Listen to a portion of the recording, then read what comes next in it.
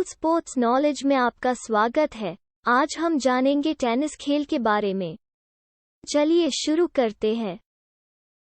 एक खेल, संघों और प्रतियोगिताओं का इतिहास। खेल का आरंभ फ्रांस में 12वीं शताब्दी में हुआ। 17वीं शताब्दी के पश्चात इस खेल का पतन होने लगा और दोबारा इंग्लैंड के WC विंगफील्ड 1873 ने इस खेल में सुधार किया। इस खेल का प्राचीन नाम 12वीं शताब्दी में ज्यू डी पाम नाम दिया गया तथा 16वीं शताब्दी में लॉन टेनिस नाम दिया गया था। अब इसे टेनिस के नाम से जाना जाता है। ब्रिटेन के फौजी अधिकारियों को इस खेल को खेलते हुए देख मैरी एविंग ने अमेरिका के वॉशिंगटन में 1874 में पहली बार टेनिस कोर्ट का निर्माण किया और अमेरिका के पहले टेनिस चैंपियनशिप 1880 में आयोजित कराई गई। टेनिस व लॉन टेनिस एक ही खेल के दो नाम हैं। पहले इसे लॉन टेनिस कहा जाता था क्योंकि यह सिर्फ लॉन पर ही खेला जाता था। 1920 में इस खेल का नाम लॉन टेनिस से टेनिस रख गया। टेनिस खेल को लैटिन और पुरानी फ्रेंच भाषाओं में क्रमशः टैनर और टेनर्स के नाम से जाना जाता था। संघों और प्रतियोगिताओं का इतिहास। इंटरनेशनल टेनिस फेडरेशन की स्थापना 1913 में हुई थी, जिसका हेडक्वार्टर लंदन, इंग्लैंड में है। ऑल इंडिया टेनिस एसोसिएशन की स्थापना 1920 में हुई थी, इसका हेडक्वार्टर नई दिल्ली है। वुमेन्स टेनिस एसोसिएशन की स्थापना 1973 में हुई थी, इसका headquarter ST Petersburg, Florida, United state में है।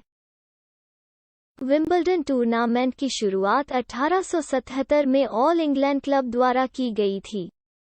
यूएस ओपन की शुरुआत 1881 में यूएस नेशनल चैंपियनशिप के रूप में हुई थी, जिसे 1968 में यूएस ओपन का नाम दिया गया था। फ्रेंच ओपन की शुरुआत 1891 में चैंपियन डी फ्रांस के नाम से हुई। ऑस्ट्रेलियन ओपन की शुरुआत 1905 में ऑस्ट्रेलिया एशियन चैंपियनशिप के नाम से हुई। फिर 1969 में इसका नाम बदलकर ऑस्ट्रेलिया ओपन रख दिया गया। दो खेल का संचालन। Referee 1, chair umpire 1, line umpire 2। Referee यह सुनिश्चित करने के लिए जिम्मेदार है कि प्रतियोगिता उचित है और टेनिस और उस्ता नियमों के ITF नियमों के तहत खेला जाता है। रेफरी प्रतियोगिता में हर किसी के आचरण सहित खेल के सभी पहलुओं की निगरानी करता है। चेयर अंपायर मैच के दौरान टेनिस के ITF नियमों और USTA विनियमों के अनुसार एक मैच आयोजित करने के लिए चेयर अंपायर जिम्मेदार होते हैं। जब लाइन अंपायर नहीं होते हैं तो स्कोर, रिकॉर्ड पॉइंट, गेम और सेट पर कॉल करने के लिए चेयर अंपायर जिम्मेदार होता है। स्कोर कार्ड और मैच में तथ्य के हर प्रश्न पर अंतिम निर्णय लें। लाइन अंपायर उन सभी शॉट्स को कॉल करने के लिए जिम्मेदार होते हैं जो उन्हें सौंपी गई लाइनों पर निर्देशित होते हैं। 3. तकनीक और अग्रिम कौशल। कुछ उन्नत तकनीकों में महारत हासिल करके मध्यवर्ती खिलाड़ी अपने कौशल स्तर को बढ़ा सकते हैं, गेंद को अधिक बार वापस ला सकते हैं, अपने प्रतिद्वंद्वी को ट्रिक शॉट्स के साथ आश्चर्यचकित कर सकते हैं। मध्यवर्ती खिलाड़ियों के लिए कोशिश करने के लिए यहाँ 11 उन्नत तकनीकें हैं। 1. ट्वीनर्स। एक ट्वीनर एक बीच में चलने वाला शॉट है जिसका उपयोग अपेक्षाकृत उन्नत टेनिस खिलाड़ियों द्वारा उत्कृष्ट समय के साथ किया जाता है। इस शॉट को हिट करने के लिए खिलाड़ी की पीठ आमतौर पर तब तक नेट का सामना करती है जब तक कि गेंद इष्टतम ऊंचाई तक नहीं पहुंच जाती। फिर वे टेनिस रैकेट के सिर को अपने पैरों से घुमाते हैं। गेंद को टेनिस के प्रतिद्वंद्वी की तरफ नेट पर वापस लाने के लिए पर्याप्त बल के साथ मारते हैं। 2. Forehand slice. Tennis forehand slice को चॉपिंग स्ट्रोक गति से मारा जाता है, जिससे टेनिस बॉल बैक स्पिन या साइड स्पिन मिलती है, जो अचानक आपके प्रतिद्वंद्वी को ऑफ गार्ड को पकड़कर एक कठिन रैली की गति और दिशा बदल सकती है। 3. अंदर बाहर फोरहैंड ग्राउंड स्ट्रोक अपनी प्राकृतिक गति के कारण खिलाड़ियों के लिए सबसे आसान शॉट्स में से एक है। इनसाइड आउट फोरहैंड से तात्पर्य है कि जब एक विरोधी खिलाड़ी का शॉट बैकहैंड कोर्ट में आता है और खिलाड़ी क्रॉस कोर्ट फोरहैंड स्ट्रोक के साथ विरोधी खिलाड़ी के बैकहैंड कोर्ट में शॉट लौटाता है। यह शॉट केवल तभी काम करता है जब दोनों खिलाड़ियों का एक ही प्रमुख हाथ हो। अधिक कुशल बैकहैंड वाले खिलाड़ी शॉट क्रॉस कोर्ट को वापस करने के लिए इनसाइड आउट बैकहैंड का उपयोग कर सकते हैं। 4. Inside ins. इनसाइड इन तब होता है जब आप क्रॉस कोर्ट के बजाय लाइन के अंदर बाहर हिट करते हैं। आप इस शॉट का उपयोग तब कर सकते हैं जब आपको अचानक गेंद की दिशा बदलने की आवश्यकता हो या जब आप किसी विरोधी के खिलाफ एक अलग प्रभावशाली हाथ से बैकहैंड मार रहे हों। 5. Backhand smash. बैकहैंड स्मैश के साथ जब आप फोरहैंड स्मैश के समान बल के साथ गेंद को नीचे गिराने का प्रयास करते हैं तो आपकी पीठ आपके प्रतिद्वंद्वी की ओर होती है। अपनी कोहनियों को ऊपर उठाएं, अपने कंधों को अपनी ठुड्डी के नीचे और अपने रैकेट के चेहरे को खुला रखें। अपने हाथ को पूरे विस्तार में रखते हुए अपनी बांह और कलाई को स्नैप डाउन करें। 6. बैकहैंड कूदना। जंपिंग बैकहैंड तब होता है जब आप अपने फुटवर्क को रीसेट करने से बचने के लिए अपने बैकहैंड को मध्य हवा में मारते हैं और संभवतः आपके पीछे गेंद को मारने का जोखिम उठाते हैं। इस शॉट के लिए अच्छा समय आवश्यक है जिसमें आपके घुटने को ऊपर उठाना, अपने शरीर को मोड़ना और बिना गिरे अपने उसी उठे हुए पैर पर उतरना शामिल है। 7. मध्य दृष्टिकोण शॉट। अप्रोच शॉट छोटी गेंदों के लिए उपयोग करने के लिए सबसे अच्छा शॉट है जो कोर्ट के बीच में गिरती है। दृष्टिकोण शॉट आमतौर पर सबसे अच्छा काम करते हैं जब आप उन्हें क्रॉस कोर्ट कोन पर या पूरी तरह से डाउन द लाइन पर प्रदर्शन करते हैं। 8. झूलती हुई वॉली। एक स्विंगिंग वॉली मानक वॉली तकनीक के नियमों को तोड़ती है। एक स्विंगिंग वॉली तब होती है जब खिलाड़ी आने वाली गेंद को हवा से बाहर निकालने के लिए एक पूर्ण ग्राउंड स्ट्रोक स्विंग का उपयोग करता है। No man's land, service line और बेस लाइन के बीच की जगह में पकड़े जाने पर खिलाड़ी आमतौर पर स्विंगिंग वॉली करते हैं। 9. पीठ के पीछे। बैक द बैक शॉट से तात्पर्य तब होता है जब कोई खिलाड़ी बिना बैक स्विंग के अपनी स्विंगिंग आर्म को अपनी पीठ के पीछे रखता है, गेंद को नेट पर प्रभावी रूप से ब्लॉक करता है। 10. Backhand top spin lobe. चूंकि अधिकांश खिलाड़ियों के लिए बैकहैंड कमजोर पक्ष है, इसलिए एक प्रभावी आक्रामक लॉब को हिट करना कठिन हो सकता है। इस शॉट के लिए आपको जल्दी से स्थिति में आने की आवश्यकता होती है, अपने रैकेट को सामान्य से थोड़ा नीचे गिराते हुए, चेहरे को खुला रखते हुए और गेंद के माध्यम से ऊपर की ओर ब्रश करते हुए, ताकि यह नेट पर एक गहरा धनुषाकार प्रक्षेपवक्र बना सके। 11. डाइविंग। टेनिस में एक डाइविंग शॉट को हिट करने के लिए एक खिलाड़ी को अनिवार्य रूप से गेंद की तरफ अपने शरीर को फेंक देना चाहिए जहां तक पहुंचने के लिए आवश्यक है। यह भी जानना कि चोट के बिना सुरक्षित रूप से कैसे जमीन पर जाना है।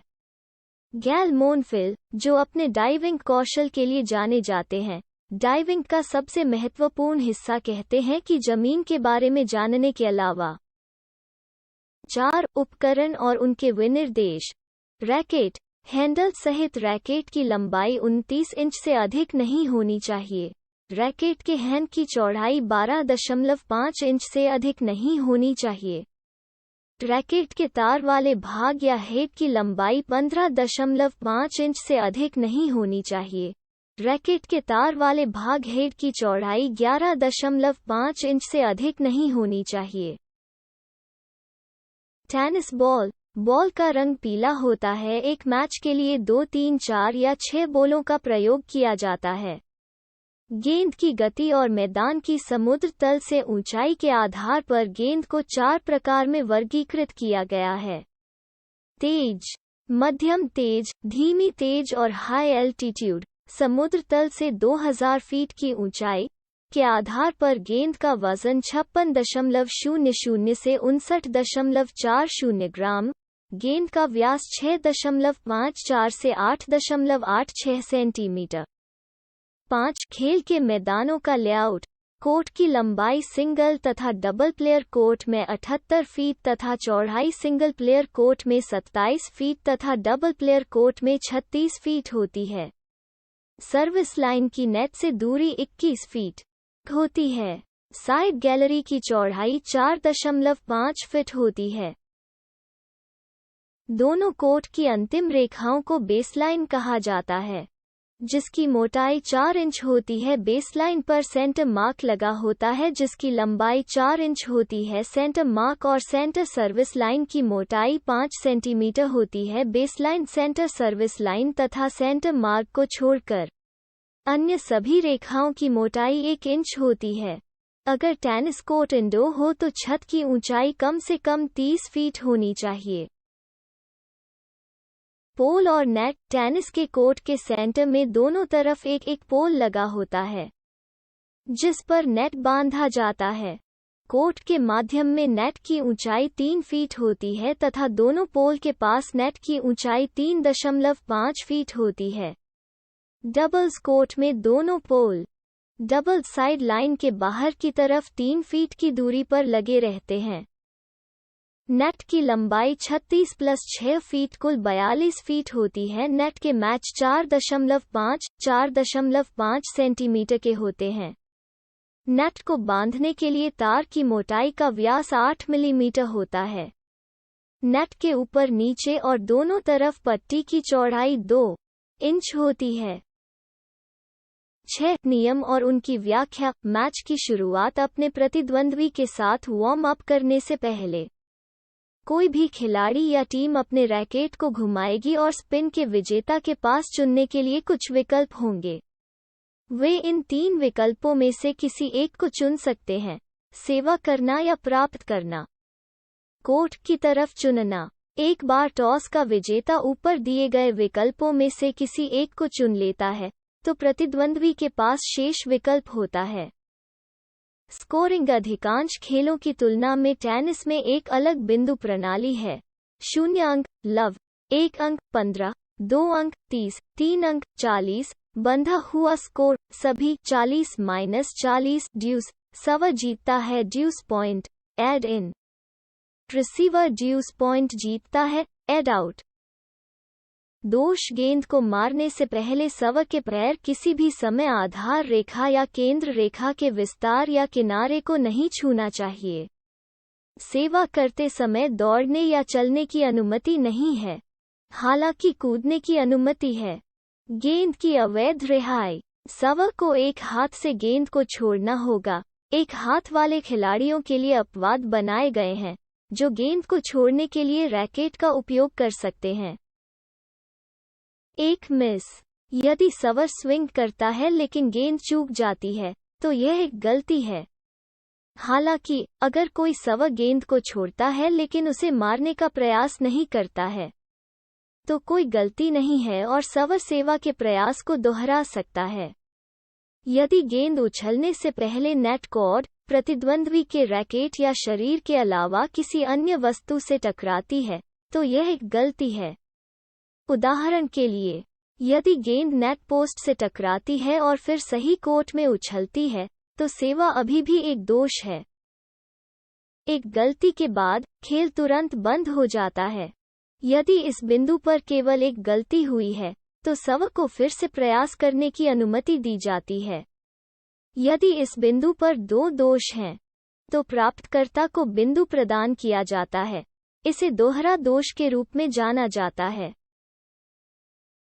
इस चैनल में आपको सारे गेम्स के बारे में बताया जाएगा। अगर आप अपने खेल के बारे में सब जानना चाहते हैं तो ऑल स्पोर्ट्स नॉलेज से जुड़े रहे। Thanks for watching.